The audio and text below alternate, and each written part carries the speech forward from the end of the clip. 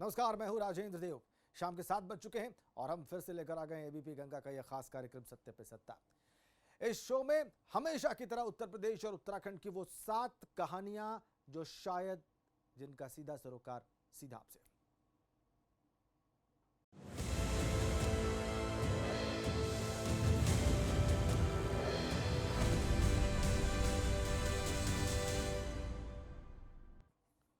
अपने इस खास कार्यक्रम में आज हम आपको मिलवाने जा रहे हैं एक ऐसे व्यक्ति से जिन्हें उनके मजहब नहीं बल्कि ज्ञान से पहचाना जाता है। ये शख्स न सिर्फ इस्लामिक धर्म ग्रंथों के जानकार हैं बल्कि उतनी ही मजबूत पकड़ वेद, रामायण और गीता जैसे हिंदू धर्म ग्रंथों के ऊपर रखते हैं और इसीलिए इन्हें मौलाना चतुर्वेदी के नाम से पुकारा जाता है।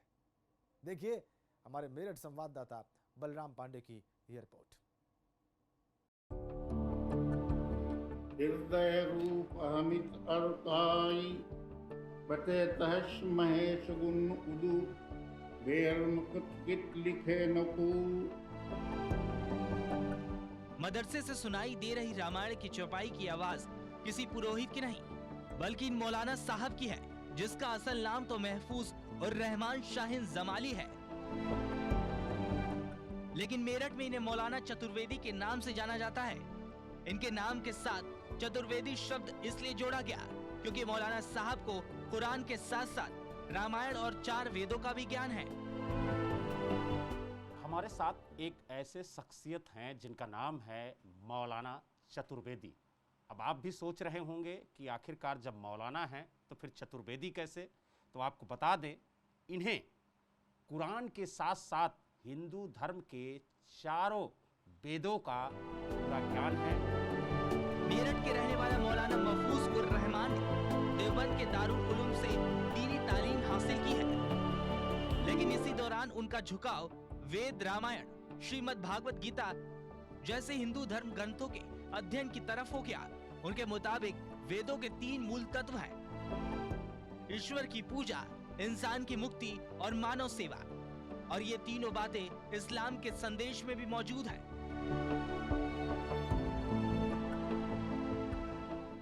मैं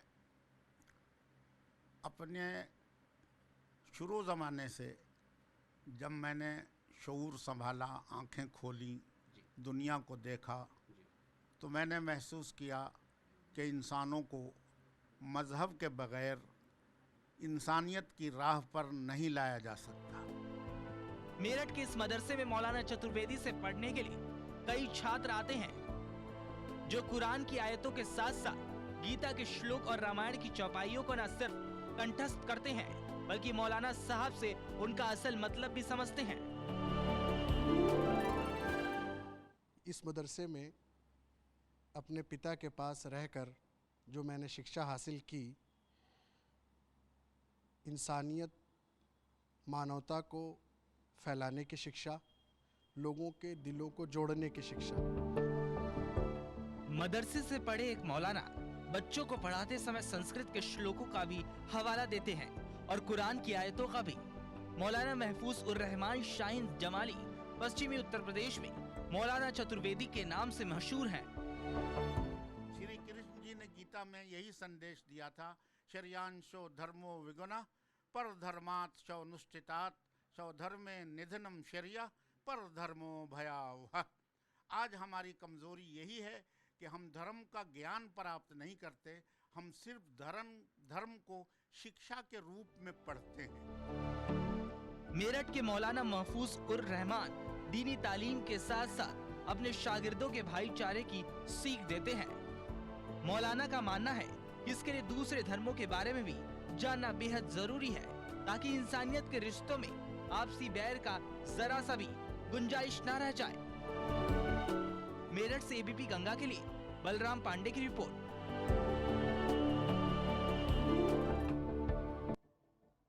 प्रतिभा किसी की मोहताज नहीं होती और ये बात एक बार फिर से साबित की है उत्तराखंड के चमोली जिले की रहने वाली प्रियंका दीवान ने। चमोली के एक बेहद दूरदराज और दुर्गम इलाके में बसे गांव की रहने वाली प्रियंका ने तमाम मुश्किलात को पार करते हुए देश की सबसे कठिन माने जाने वाली परीक्षा में कामयाबी हासिल की है। देखिए चमोली से एबीपी गंगा संवाददाता विनोद कुमार की रिपोर्ट।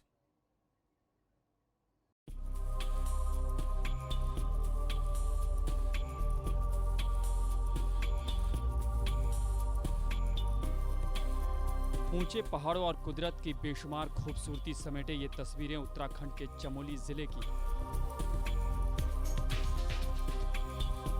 लेकिन आज ये जिला अपनी सुंदरता के लिए प्रियंका दीवान की वजह से सुर्खियों में, जिन्होंने देश की सबसे प्रतिष्ठित आईएएस की परीक्षा में कामयाबी हासिल करके ये साबित कर दिया है कि प्रतिभा के सामने कितनी भी बड़ी चुनौती आ जाए, वो अपनी मंजिल तक पहुंचने में कामयाब हो ही जाती है। वो बहुत खुश हैं, हमारा पूरा गांव बहुत खुश है, पूरा डिस्ट्रिक्ट बहुत खुश है, इनफैक्ट स्टेट पूरा बहुत खुश है। वो सब लोग कहते हैं कि आपने बहुत बड़ा अचीव किया है। मैं मानूंगी कि अचीवमेंट मेरा वो होगा जब मैं अपने स्टेट के लिए, अपने देश के लिए कुछ बेहतर काम करूं। लोग मुझे एक दिन नहीं, 10 दिन नहीं, 10 महीने नहीं, सदियों तक याद रहें, ऐसा मैं कुछ काम करूं, उस दिन मेरा बेहतर अचीवमेंट। चमोली के इस छोटे से गांव रामपुर में गांव में पली बढ़ी प्रियंका दीवान ने इस बार की सिविल सेवा परीक्षा में देश भर में 257वीं रैंक हासिल की।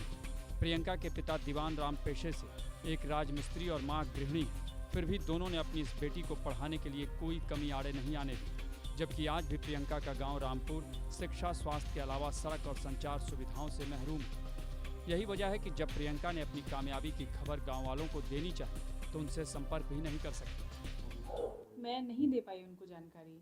पूरा दिन बीत गया था जिस दिन रिजल्ट आया था, अगला दिन बीत गया था, तीसरे दिन जाके वो कहीं दूर गए कॉल करने के लिए, गांव से काफ़ी टॉप में चढ़ के वहाँ से उन्होंने हमें कॉल किया। उस दिन भी आधी अधूरी जानकारी, रिजल्ट आया है लेकिन वो समझ नहीं पाए किस चीज़ का रिजल्ट आया है। 5वें दिन उन्हें अब जाके पता चला है कि हाँ, हमारी बेटी का सिलेक्शन हुआ है। अब आईएएस परीक्षा को पास करने के बाद प्रियंका प्रशासनिक सेवा के जरिए अपने राज्य उत्तराखंड और देश की सेवा का इरादा रखती है और बतौर अफसर देश के ऐसे गांव के हालत सुधारना चाहती है जहां उनके गांव की तरह ना तो अस्पताल न ही शिक्षा व्यवस्था, ताकि यहां रहने वाले तमाम नौजवान भी उनकी तरह न सिर्फ पढ़ लिख सकें बल्कि अपनी तय की गई मंजिल को हासिल कर सकें।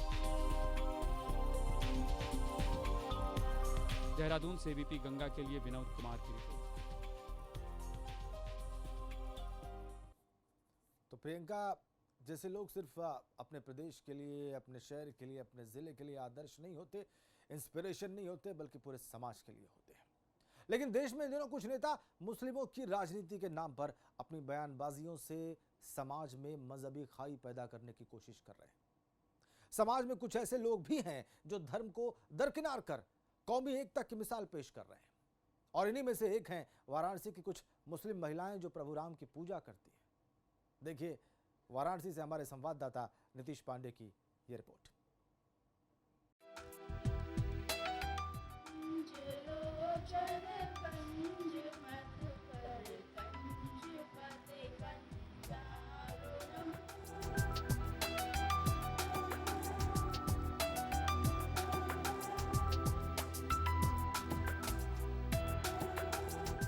ये तस्वीर सिर्फ तस्वीर नहीं, तसव्वुर है उस देश के लिए, उस समाज के लिए जहां धर्म के नाम पर नफरत नहीं, प्यार की गंगा बहे। और क्यों नहीं, इस तस्वीर को देखकर और इन्हें सुनकर सुकून मिलता है और शांति का संदेश भी। जिसने इंसान को बनाया उस भगवान से प्रेम मोहब्बत की तस्वीरें गंगा किनारे बसे प्राचीन और पवित्र शहर वाराणसी से आई है। वहाँ का एक मुस्लिम घर में दीवार पर भगवान की तस्वीर और उसके सामने बुर्का पहने एक मुस्लिम महिला का वंदन नमन, सांप्रदायिक सौहार्द की वो मिसाल जो दुर्लभ है। जी हाँ, ये नाजनीन अंसारी है, तथाकथित मौलवी सोच से बिल्कुल अलग इनकी अपनी आजाद सोच है, समझ है। तभी तो इन्होंने पहले उर्दू में दुर्गा चालीसा का अनुवाद किया, फिर उर्दू में हनुमान चालीसा लिखी, भगवान श्री राम की उर्दू में आरती लिखी और अब रामचरितमानस का उर्दू में अनुवाद कर रही हैं। रामचरितमानस का भी उर्दू में अनुवाद कर रही हैं और इनसे हम लोगों को प्रेरणा मिलती है, क्योंकि प्रभु श्री राम जो है वो सबके हैं और कण में विराजमान है और उनके चरित्र को सब जन जन तक पहुंचाने का काम वो कर रही हैं। इससे हमको उनसे प्रेरणा मिलती है और साथ ही साथ ये भी खुशी होती है कि वो प्रभु श्री राम के चरित्र को पूरे समाज के सामने ला रही हैं कि कैसे राम राज्य होना चाहिए और प्रभु श्री राम कैसे हमारे आदर्श हैं। भगवान राम की भक्ति के लिए नाज़नीन को मुस्लिम होना कोई बाधा नहीं लगता, क्योंकि भगवान राम में उनकी आस्था है और वो उन्हें अपना पूर्वज मानती हैं। रोजाना भगवान राम की आरती करती हैं और फिर अनुवाद में जुट जाती हैं। नाज़नीन अब तक किष्किंधा कांड तक अनुवाद कर चुकी हैं। नाज़नीन के साथी उनके बारे में क्या कह रही हैं, इसे खुद उन्हीं से सुन लेते हैं। रामचरितमानस को उर्दू में लिपिबद्ध कर रहे हैं। इसके पहले हमने हनुमान चालीसा, शिव चालीसा, दुर्गा चालीसा को उर्दू में लिपिबद्ध किया और अपनी खुद की लिखी राम आरती और प्रार्थना तैयार की। और हम ये इसलिए कर रहे हैं कि जो दूसरों लोगों को ये गलतफहमी रहती है कि दूसरे धर्म में हमारे धर्म के विरुद्ध लिखा हुआ है, तो उनकी ये गलतफहमी दूर हो।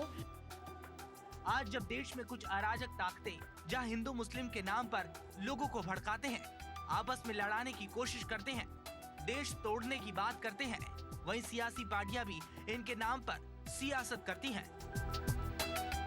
ऐसे समय में ये तस्वीर एक ताकत देती है, सीख और सबक के साथ। जी हाँ, सुनने में ये बात अलग लगे, लेकिन बनारस की नाज़नीन अंसारी इसे सांप्रदायिक सौहार्द से जोड़कर देखती हैं। इनका ये मकसद है कि उर्दू में रामचरितमानस को पढ़कर धार्मिक सद्भाव पैदा हो, लोगों में भाईचारे की भावना पैदा हो। कैमरामैन विशेष के साथ नीतीश कुमार पांडे, एबीपी गंगा, वाराणसी।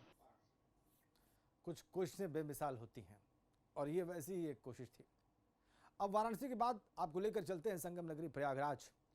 वहां एक ऑटो रिक्शा चालक जिम्मेदारी दिखाते हुए कोरोना के संकट के बीच खुद को और अपनी सवारियों को संक्रमण से बचाने के लिए अपनी ऑटो रिक्शा को बदल डालता है। कैसे, हमारी इस रिपोर्ट में देखिए।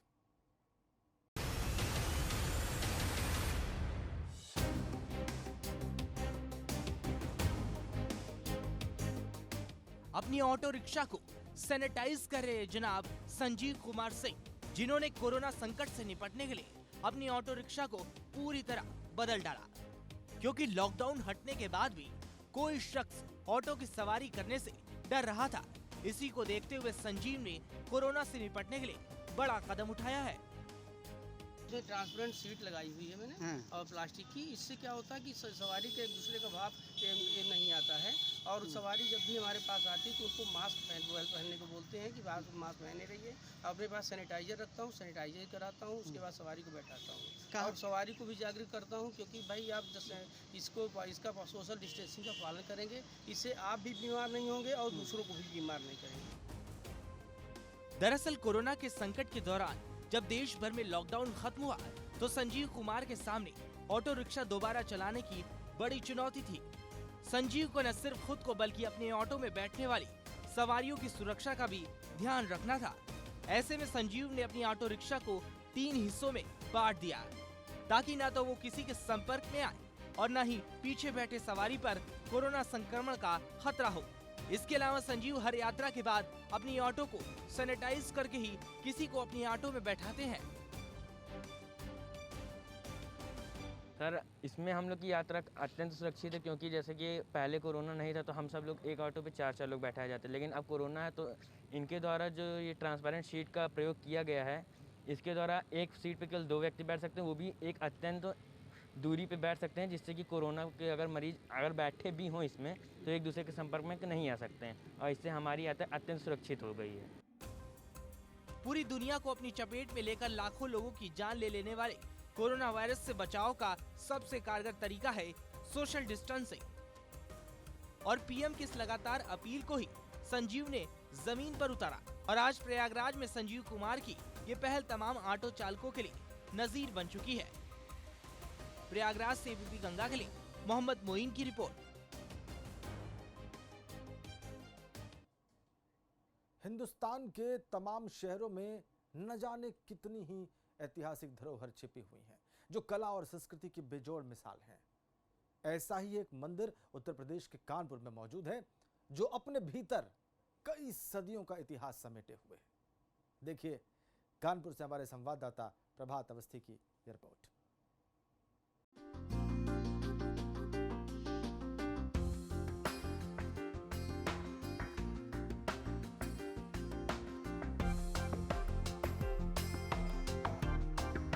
हिंदुस्तान में हर मंदिर की अपनी एक कहानी है और उसका इतिहास भी।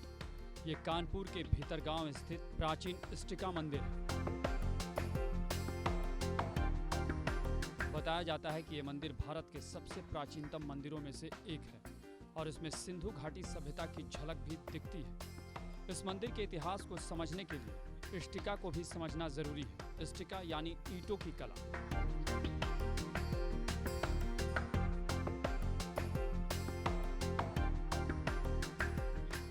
कानपुर मुख्यालय से करीब 50 किलोमीटर दूर घाटमपुर तहसील के भीतरगांव ब्लॉक में इष्टिका मंदिर है, जिसकी अहमियत को इससे समझा जा सकता है कि पुरातत्व विभाग ने इसे अपने अंतर्गत ले लिया है और अब इसकी देखरेख का जिम्मा भी उसी का है।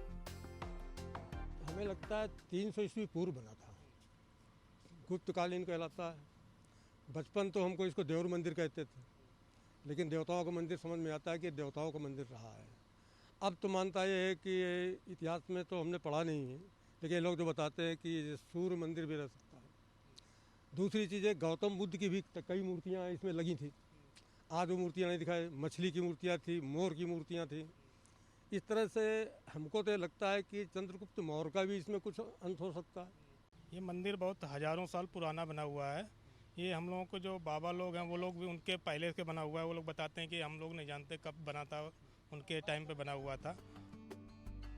कहते हैं पूरे देश में ईंटों के मंदिर की ये कला सिर्फ 3 जगहों पर ही मिलती है। कुछ इतिहासकार इसे 6ठी शताब्दी का बताते हैं।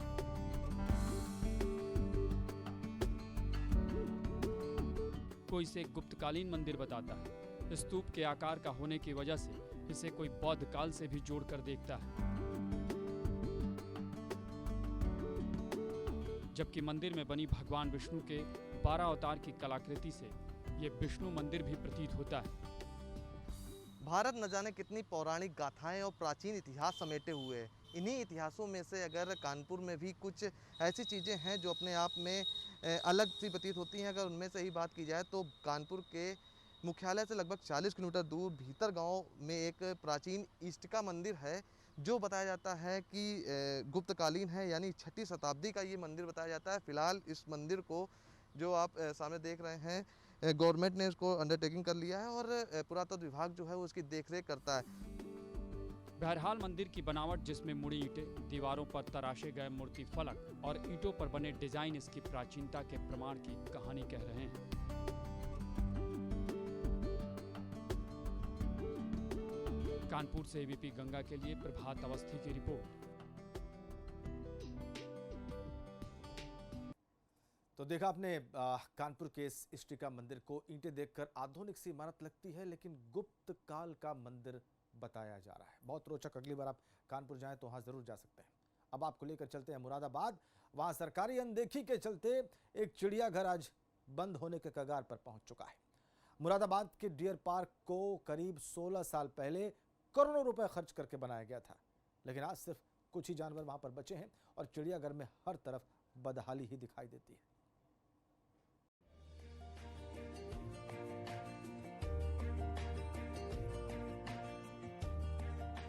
आज बियाबान जंगल से दिख रही ये मुरादाबाद में रामगंगा नदी के किनारे मौजूद वो डियर पार्क है, जिसे कई साल पहले उत्तर प्रदेश सरकार ने करोड़ों रुपए खर्च करके बनवाया था। लेकिन सरकारी देखरेख के अभाव में आज ये चिड़ियाघर सुनसान सा होता जा रहा है। मुरादाबाद का डियर पार्क वैसे तो कई एकड़ में फैला हुआ है, लेकिन पिछले कई सालों से ये वीरान है और बदहाली का शिकार है। यहाँ पर किसी वक्त में बहुत ज़्यादा हिरन होते थे, जिसकी वजह से इसका नाम डियर पार्क रखा गया था, लेकिन अब सिर्फ इस पार्क में हिरनों का ये एक जोड़ा मात्र बचा है।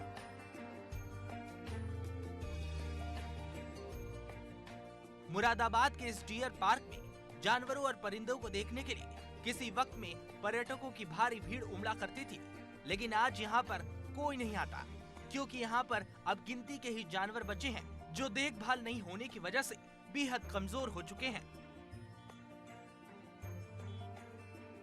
बताइए, आप लोग यहाँ घूमने आते हैं तो पहले कैसा था ये पार्क और अब क्या हालत है? बहुत बुरी हालत है इसकी सर। पहले तो थोड़ा बहुत अच्छा भी था, अब तो सफाई भी नहीं है, कुछ भी नहीं है इसमें सर।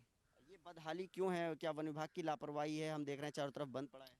सर पहली बात तो सर इसमें पहले ठीक था, अब तो सारा खत्म ही हो गया पार्क। पहले क्या क्या था इस पार्क में? पहले सर 2-4 जानवर ठीक भी थे, खरगोश भी थे। अब तो फिलहाल में जो ज़्यादा जानवर हैं, फिलहाल 4 ही जानवर दिखाई दे रहे हैं। मुरादाबाद के डियर पार्क में आने वालों के लिए मनोरंजन का पूरा इंतजाम किया गया था। पार्क में बोटिंग के लिए, झील के अलावा पर्यटकों के आराम के लिए रेस्टोरेंट हुआ करती थी। यहाँ पर हिरण, जेब्रा, बारसिंगा, ऊदबिलाव, मगरमच्छ के अलावा पक्षियों की भी कई प्रजातियां हुआ करती थी। लेकिन जब सरकार की तरफ से बजट आना कम हो गया तो इसका असर यहाँ के रखरखाव पर भी पड़ने लगा। उसमें अब ये है कि उसको जो जानवर हैं उनको उसको शिफ्ट करने के लिए अनुमति के लिए फॉर्म लिखा है। जैसे ही अनुमति आएगी तो उसको किसी जू में या मतलब उसको जो वाइल्ड लाइफ सेंचुरी है उसमें उसको छोड़ा जाएगा। और उसके बाद जो पार्क का जो ढांचा होगा उसको फिर से मतलब रिवाइव किया जाएगा। हालांकि इस पार्क की बदहाली के लिए वन विभाग का कहना है कि यहाँ बचे वन जीवों को किसी और सेंचुरी में शिफ्ट कर दिया जाएगा। लेकिन फिलहाल यहाँ जो भी जानवर मौजूद है उनकी देखरेख क्यों नहीं की जा रही है, इसका जवाब किसी के पास नहीं है। मुरादाबाद से एबीपी गंगा के लिए उबैदुर रहमान की रिपोर्ट। ये बदहाली दूर होनी चाहिए इस डियर पार्क की। छोटे से ब्रेक ले रुक रहे हैं, फौरन लौटते हैं।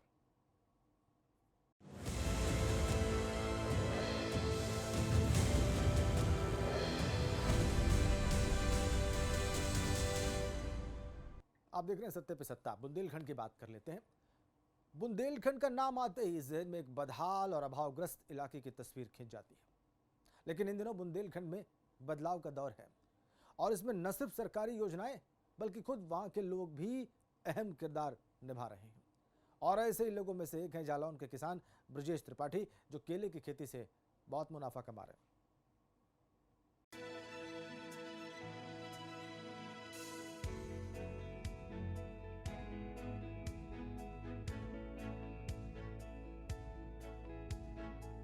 केले के लहलहाते खेत की ये तस्वीर बुंदेलखंड के जालौन की है।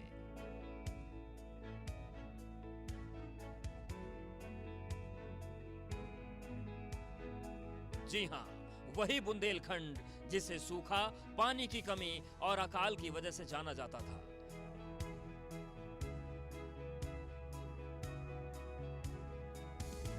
लेकिन बुंदेलखंड की यह पहचान अब गुजरे जमाने की बात हो चुकी है, जिसमें जालौन के ब्रजेश त्रिपाठी जैसे किसानों का बड़ा योगदान शामिल है,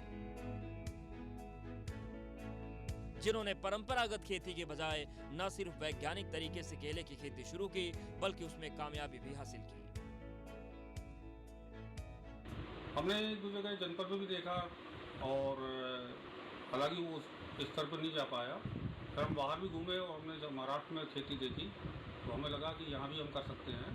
तो उसी प्रेरणा को लेकर हमने लगाया है और हमें लग रहा है कि बढ़िया फसल है और लाभ मिलेगा और जनपद के लोगों को भी इसका लाभ मिलेगा। ब्रजेश त्रिपाठी को केले की खेती करने का विचार महाराष्ट्र से आया, जहां के जलगांव जिले में बड़े पैमाने पर बिना रासायनिक खाद की मदद से G9 प्रजाति के केले की खेती होती है। इसी के बाद ब्रजेश त्रिपाठी ने भी अपने 1 एकड़ खेत में बनाना टिश्यू कल्चर तकनीक से केले की फसल लगाई। टिश्यू कल्चर फार्मिंग में एक पौधे से दर्जनों पौधों को विकसित किया जाता है और टिश्यू कल्चर से तैयार पौधा ज्यादा तेजी से विकसित होता है और पौधों की वृद्धि भी एक समान होती है। साथ ही 11 से 12 महीने तक फसल भी तैयार हो जाती है, जिससे किसानों को कम लागत और मेहनत में ज्यादा मुनाफा होता है। बैरागढ़ अगौड़ी में हमारे एक उन्नतशील किसान ब्रजेश त्रिपाठी जी के द्वारा केले का उत्पादन किया जा रहा है, जिसमें G9 वैरायटी का प्रयोग किया गया है। वर्तमान में हमारे विभाग को 10 हेक्टेयर का लक्ष्य प्राप्त हुआ है, जिसमें प्रत्येक किसान को 30,700 रुपये की अनुदान राशि प्राप्त हुई। ब्रजेश त्रिपाठी टिश्यू कल्चर प्रणाली से केले की खेती करने वाले जालौन के पहले किसान हैं और अब उन्हीं से प्रेरणा लेते हुए जिले के कई और किसान इसी तकनीक की खेती से जुड़ने लगे हैं। जालौन से एबीपी गंगा के लिए मयंक गुप्ता की रिपोर्ट।